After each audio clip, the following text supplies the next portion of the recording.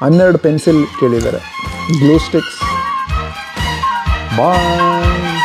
ಸ್ಕೂಲ್ಗೆ ಹೋಗ್ತಿದ್ಯಾ? ಮಕ್ಕಳೆಲ್ಲ ಬೇಸಿಗೆ ರಜಾ ಮುಗಿಸಿ ಸಖತ್ ಮಜಾ ಮಾಡಿ ಈಗ ವಾಪಸ್ಸು ಸ್ಕೂಲ್ಗೆ ಹೋಗೋ ಟೈಮ್ ಬಂದಿದೆ. ಅನ್ಕಂಡಂತೆ ಏನೆಲ್ಲ ಡಿಫ್ರೆನ್ಸ್ ಇದೆ ಅಂತ ಡಿಸ್ಕಸ್ ಮಾಡೋಣ. ಒಂದು ಲಿಸ್ಟ್ ಕೊಟ್ಟಿರ್ತಾರೆ. ಲಿಸ್ಟಲ್ಲಿರೋ ಐಟಮ್ಸ್ನೆಲ್ಲ ತಗೊಂಡು ಫಸ್ಟ್ ಡೇ ಆಫ್ ಸ್ಕೂಲ್ಗೆ ಹೋಗಬೇಕು. Books, headphones. ಮೊದಲನೇದಾಗಿ ಇಲ್ಲಿ ಪಬ್ಲಿಕ್ ಸ್ಕೂಲ್ಸೇ ಮೆಜಾರಿಟಿ ಇರೋದು. ಇಲ್ಲಿ ಪ್ರೈವೇಟ್ ಸ್ಕೂಲ್ಸು ಇದೆ, ಬಟ್ ಕಡಿಮೆ.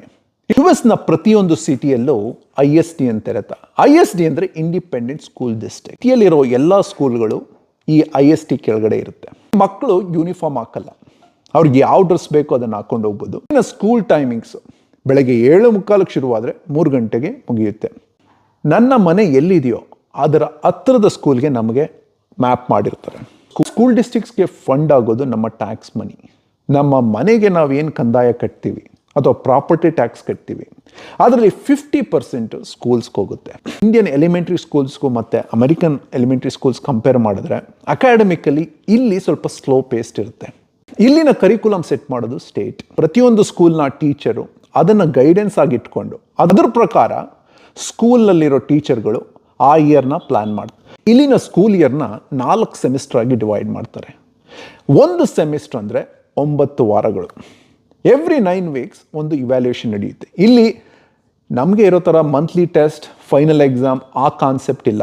ಇಲ್ಲೇನಿದ್ರು ಕಂಟಿನ್ಯೂಯಸ್ ಇವ್ಯಾಲ್ಯೂಯೇಷನ್. ರೀಡಿಂಗ್ ಸ್ಕಿಲ್ ಹೇಗಿದೆ, ರೈಟಿಂಗ್ ಸ್ಕಿಲ್ ಹೇಗಿದೆ, ಮ್ಯಾಥ್ಸ್ ಸ್ಕಿಲ್ ಹೇಗಿದೆ, ಸೈನ್ಸ್ ಸ್ಕಿಲ್ ಹೇಗಿದೆ, ಎಲ್ಲನೂ ಇವ್ಯಾಲ್ಯೂಯೇಟ್ ಮಾಡಿ ಅವರು ಯಾವ ಸ್ಟ್ಯಾಂಡರ್ಡ್ಸಲ್ಲಿದ್ದಾರೆ ಅಂತ ರಿಪೋರ್ಟ್ ಕಳಿಸ್ತಾರೆ.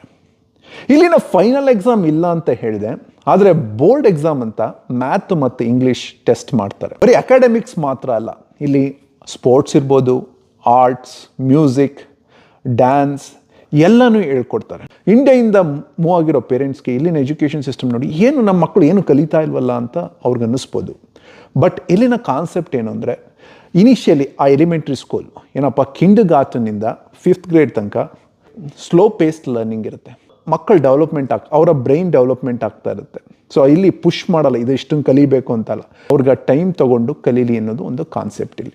ಹಾಗೆಯೇ ಬುಕ್ ರೀಡಿಂಗ್ಗೆ ಬಹಳ ಇಂಪಾರ್ಟೆನ್ಸ್ ಕೊಡ್ತಾರೆ. ಪ್ರತಿಯೊಂದು ಸಿಟಿಲೂ 1, 2 ಅಥವಾ 3 ಲೈಬ್ರರಿಗಳಿರುತ್ತೆ.